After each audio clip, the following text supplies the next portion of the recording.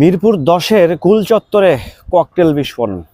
কোথায় যাচ্ছে আমাদের দেশ? দিনে দুপুরে রাতের বেলা হচ্ছে ককটেল বিস্ফোরণ। দিন আর রাত নাই, মানুষজন এখন সিকিউরিটিহীন, নিরাপত্তাহীন ভুগছেন। কি একটা যাতা অবস্থা চলতেছে।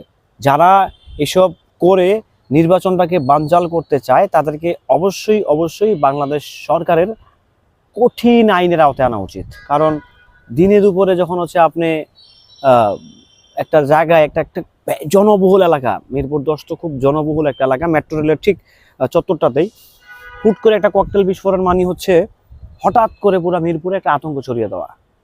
হ্যালো এভরিওয়ান, আসসালামু আলাইকুম। শিমুল আছে আপনাদের সঙ্গে। নির্বাচনের আমেজ শুরু হয়নি, শুরু না হতেই একটা অদ্ভুত একটা আমেজ, একটা ভয়ভীতি, আতঙ্ক দেখানোর চেষ্টা করা হচ্ছে। বাট আপনারা সেই ভয়ভীতিতে হবেন না। বাংলাদেশ সরকার যথেষ্ট পরিমাণ চেষ্টা করছে, যথেষ্ট পরিমাণ এফোর্ট দেওয়ার চেষ্টা করছে কিভাবে এটাকে ওভারকাম করা যায়, কিভাবে রিকভারি করা যায়। তো সেই জায়গা থেকে চেষ্টা এবং কি যথেষ্ট যে ওনাদের যে আপ্যায়ন, এতে মনে হয় যে ওনারা যা দেখাতে যাচ্ছে যে কোনোভাবেই হোক দেশে নির্বাচন হবে, যে কোনোভাবেই হোক দেশের আইন শৃঙ্খলা বাহিনী কিংবা দেশের যেটা চলতেছে আসলে এটা তোকে মানে একটা ভীতিকর অবস্থা চলতেছে, সেখান থেকে একটা ভালো একটা জায়গায় পৌঁছানোর একটা পরিকল্পনা করতেছে অলরেডি সরকার। করতেছে বলতে মাঠে অলরেডি বাংলাদেশের সেই চৌকস বাহিনী, পুলিশ বাহিনী মাঠে অ্যাক্টিভ। আমি আসলে পুলিশকে সবসময় সম্মান দিই, শ্রদ্ধা জানাই, কারণ তারা যদি দেশের দায়িত্ব না নেয়, যদি হাল না নেয়, তাহলে দেশ, সত্যি কথা বলতে যতই বাহিনী দেন না কেন, পুলিশের মতো, কারণ পুলিশ জানে দেশ কীভাবে সোজা করতে হয়, পুলিশ জানে গুন্ডা কীভাবে পিটাইতে হয়। তো সে জায়গা থেকে পুলিশের অবশ্যই অনেক বেশি ভূমিকা নেওয়া উচিত এখন রাইট নাও সিচুয়েশনে। কারণ যেভাবে চলতেছে, যে দিনে দুপুরে ককটেল বিস্ফোরণ, দিনে দুপুরে এটা জাস্ট একটা দুঃখজনক ব্যাপার সেবার।